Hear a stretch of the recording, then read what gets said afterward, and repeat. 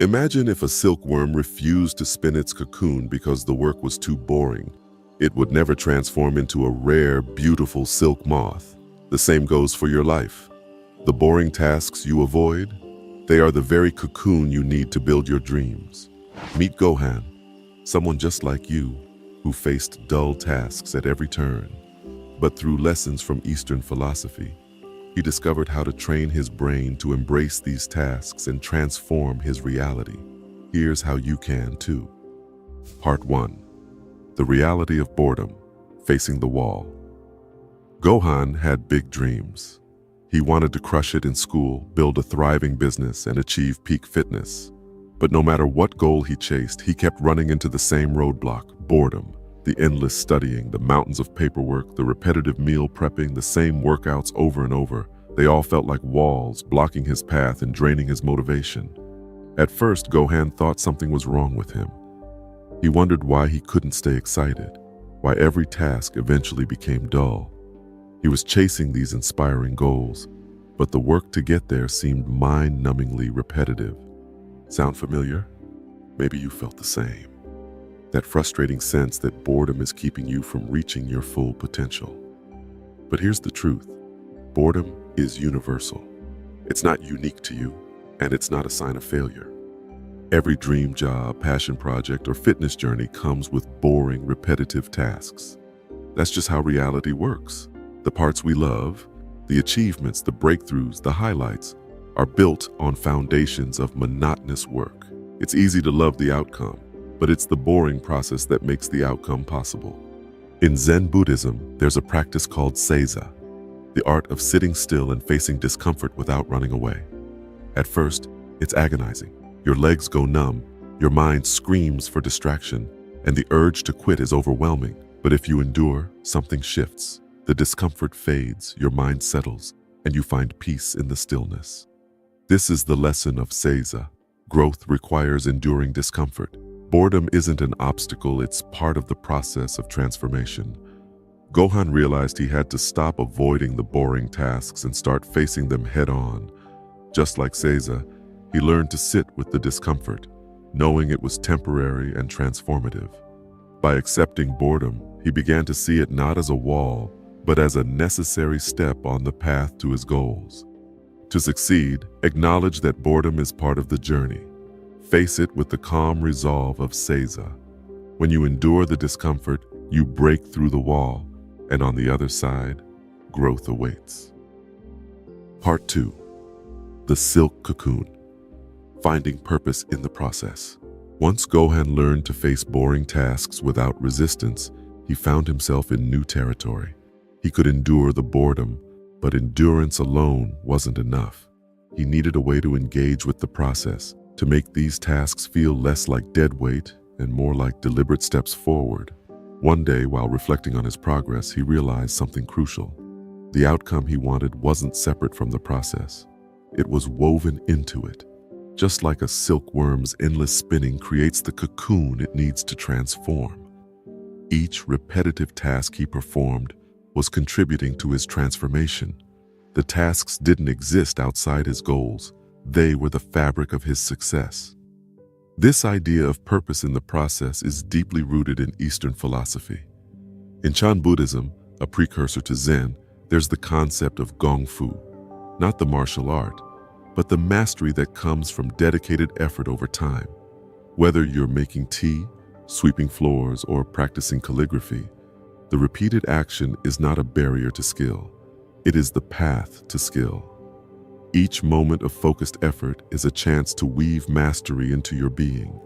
Gohan began to shift his attention from results to presence. He focused on the why behind each task. Studying wasn't just a way to get through exams.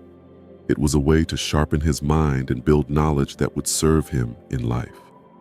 Data entry wasn't just a mindless chore. It was creating the infrastructure for a successful business. Meal prep wasn't tedious. It was a ritual of self-care and discipline that would fuel his fitness goals. The tasks remained the same, but the meaning behind them changed. By connecting each action to a greater purpose, he turned mundane work into something more, a deliberate practice of building the life he wanted. He wasn't just tolerating these tasks anymore. He was investing in them. Part 3. The Art of Shokunin. Excellence in repetition. In Japan, a shokunin is a master craftsman, someone who dedicates their life to honing a single skill.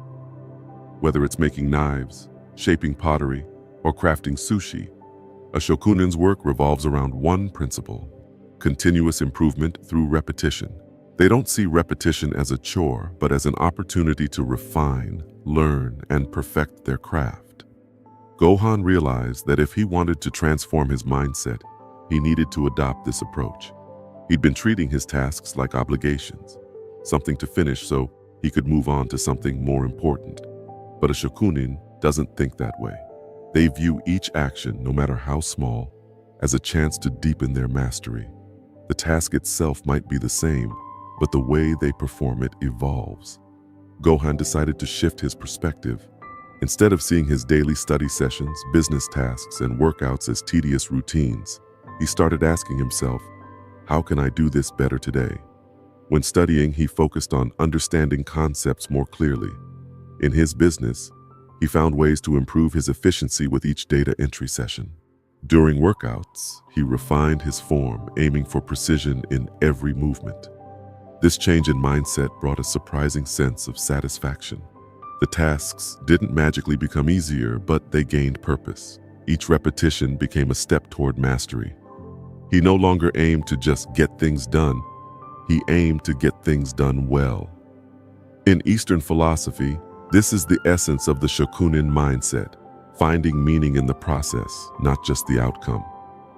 By focusing on the quality of each action, Gohan discovered that even routine tasks could be fulfilling. He wasn't just checking off boxes, he was building a skill, strengthening his focus, and cultivating patience. Approach your tasks like a shokunin. See repetition as an opportunity to improve, not an obstacle to endure. Each time you perform a task, challenge yourself to do it with a little more skill, focus, and care. When you aim for excellence, even the simplest actions become meaningful steps on the path to mastery. Part 4. The Bamboo Mindset. Flexibility and Patience. At first glance, bamboo seems unremarkable. When it begins to grow, there's barely any visible progress. For weeks, even months, it appears as though nothing is happening. But beneath the soil, bamboo is building an intricate root system.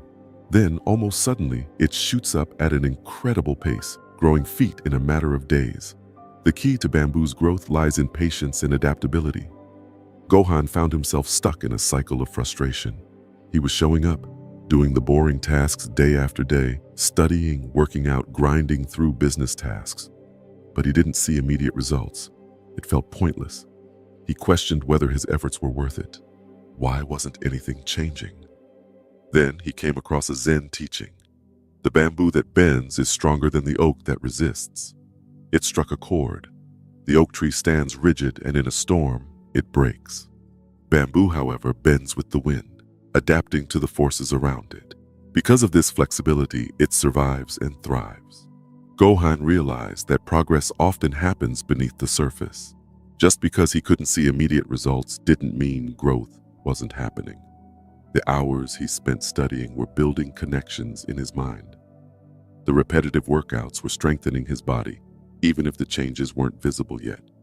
His business tasks were laying the groundwork for future success. He just needed to trust the process and give his efforts time to take root. He also learned to be flexible with his expectations. Instead of demanding instant progress, he focused on consistency. If a task didn't go as planned, he adjusted, like bamboo bending in the wind.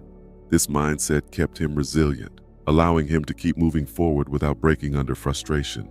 Adopt the bamboo mindset. Be patient with boring tasks, and trust that growth is happening even if you can't see it right away. Stay consistent and flexible. Part 5. Zanshin, Presence in Every Action. One day, Gohan found himself in a quiet clearing, watching an old master archer prepare to shoot. The world around them seemed to slow down. The archer drew his bow with a fluid, deliberate motion. His eyes, his hands, even his breath were completely synchronized. After the arrow flew and struck the target, the archer remained still, His awareness extended beyond the shot itself. There was no rush to move on, no break in his focus. It was as if the act of shooting wasn't just a moment, but an ongoing experience.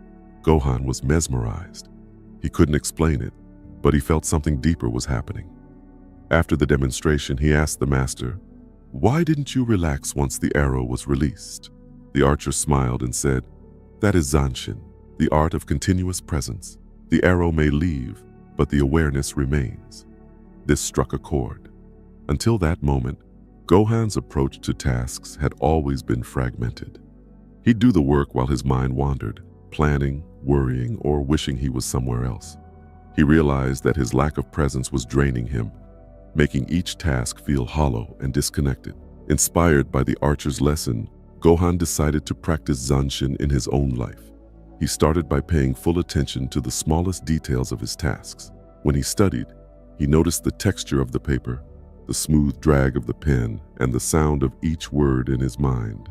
During his workouts, he felt every muscle contraction and listened to the rhythm of his breath. When typing out reports, he focused on the cadence of the keys and the precision of his fingers. By anchoring his awareness to these subtle sensations, something shifted. Tasks that once felt draining started to feel grounded. The tension of rushing through things or mentally escaping them began to disappear. He wasn't just doing the tasks, he was fully in them. The work became smoother, more deliberate, and surprisingly satisfying. Zanshin taught Gohan that true mastery, whether in archery, study, or fitness, isn't just about skill. It's about being fully present in each moment of the process. Gohan's journey wasn't about escaping boredom. It was about transforming his relationship with it. He faced the same resistance we all do: the endless tasks, the monotony, the feeling that progress was too slow.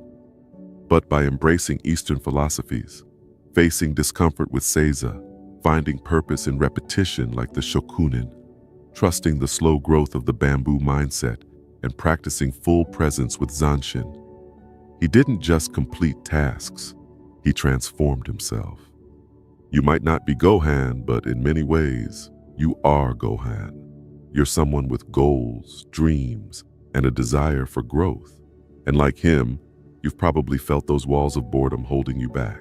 But if you can train your brain to embrace these moments, to see them not as obstacles but as opportunities, you'll find growth, satisfaction, and even joy. And now, if you're interested in learning even more, you can check out more books that will help you take your journey to the next level via the link in the description. If you enjoyed this video, make sure you subscribe and watch this next one. See you soon.